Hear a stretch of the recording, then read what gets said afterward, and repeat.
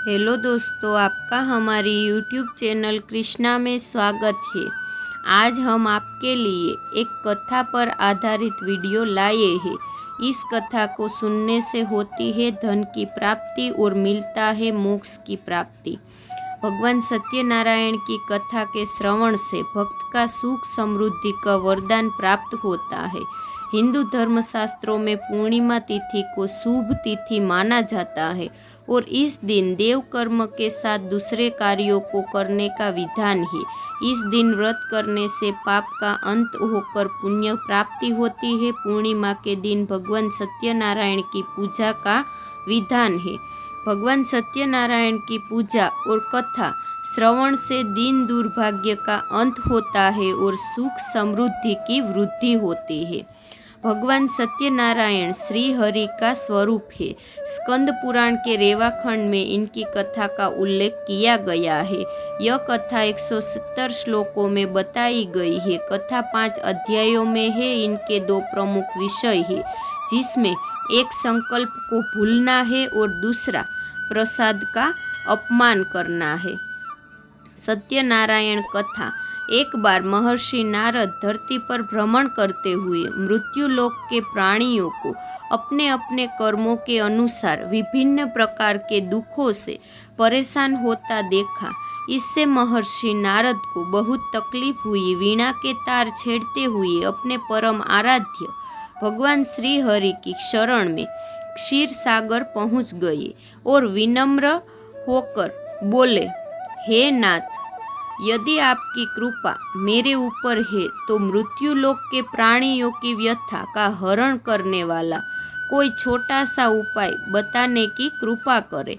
तब भगवान ने कहा, हे वत्स, तुमने विश्व कल्याण की भावना से बहुत अच्छा प्रश्न किया है, अतः तुम्हें इसके लिए साधुवाद है। आज मैं तुम्हें ऐसा व्रत बताता हूँ जो स्वर्ग में भी दुर्लभ है और साथ ही महान पुण्यदायक है। मोह के बंधन को काट देने वाला है। यह व्रत है श्री सत्यनारायण व्रत। इसे विधि विधान से करने पर मनुष्य का सांसारिक सुखों को भोग कर परलोक में भी वो मनुष्य मोक्ष को प्राप्त करता है। श्री हरि ने ब्राह्मण को बताया पूजा विधान। इसके बाद काशीपुर नगर के एक गरीब विद्वान ब्राह्मण को भिक्षावृत्ति करते देख भगवान विष्णु स्वयं एक वृद्ध ब्राह्मण का रूप धरकर उस निर्धन ब्राह्मण के पास जाकर कहते हैं, हे विप्र, श्री सत्यनारायण भगवान मनोवांछित फल देने वाले हैं। तुम उनका व्रत पूजन करो, जिसको करने से मानव सब प्रकार के दुखों से मुक्त हो जाते हैं।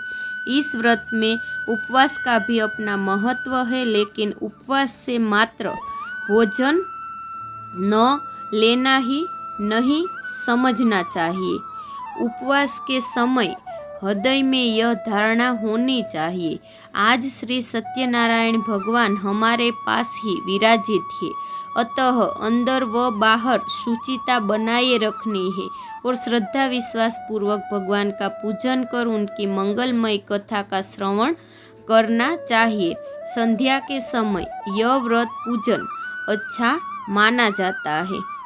एक बार पौराणिक काल में शौनकादि ऋषि नैमिषारण्य स्थित महर्षि सूत के सामने सांसारिक सुख, कष्ट मुक्ति और पारलौकिक सिद्धि का मार्ग जानने की जिज्ञासा लेकर पहुँचे। तब सूत जी ने सत्यनारायण व्रत कथा का उत्तम उपाय बताया। यह कथा भगवान विष्णु द्वारा महर्षि नारद को सुनाई गई थी। इसके अनुसार सरतानंद, काष्ठ विक्रेता भील एवं राजा उल्कामुख आदि को भगवान सत्यनारायण की इस पावन कथा से मोक्ष की प्राप्ति हुई थी। गरीब ब्राह्मण सतानंद जो भिक्षा मांगकर अपना जीवन यापन करते थे, सत्यनारायण कथा के श्रवण और व्रत से वो इस लोक को सुखों को भोग कर स्वर्गलोक को प्रस्थान कर गए। इसी प्रकार लकड़ी बेचने वाले भील गांव-गांव में अपनी लकड़ियां बेचकर कमाए हुए धन से सत्यनारायण भगवान का पूजन अर्चन करता था। इसी के परिणाम स्वरूप भगवान सत्यनारायण की कृपा से उनके धन धान्य सुख समृद्धि की वृद्धि हुई और सभी दुखों का निवारण हुआ।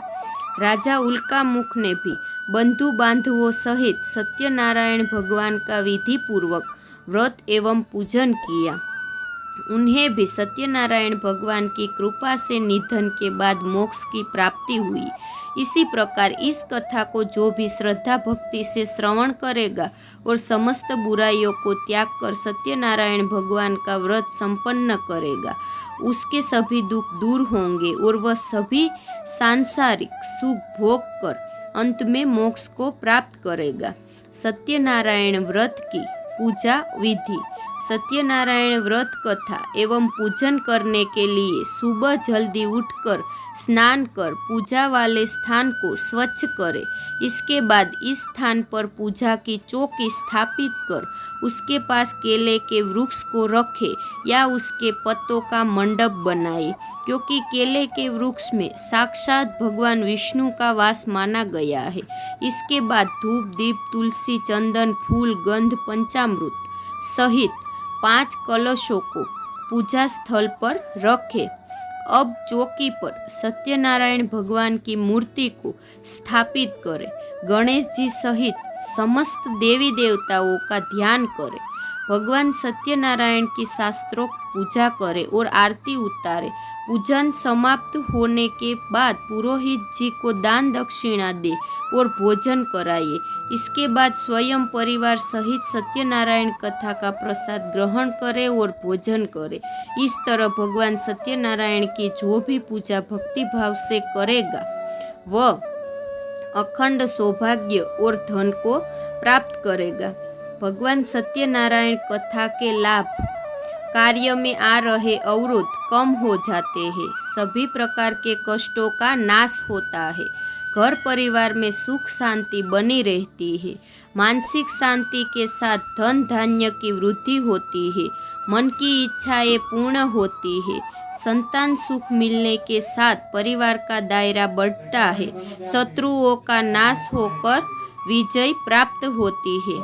तो दोस्तों, यदि आपको यह कथा अच्छी लगे तो इसे शेयर और लाइक जरूर करें। साथ ही और भी धार्मिक कथा को सुनने के लिए हमारी कृष्णा चैनल को सब्सक्राइब करना ना भूलें और नीचे दिए गए कमेंट बॉक्स में हमें ज़रूर बताइए आपका इस कथा के बारे में क्या ख्याल है। यदि कोई प्रश्न है तो आप हमें पूछ सकते हैं। हम आप तक सही जानकारी देने का प्रयास अवश्य करेंगे। जय श्री कृष्ण।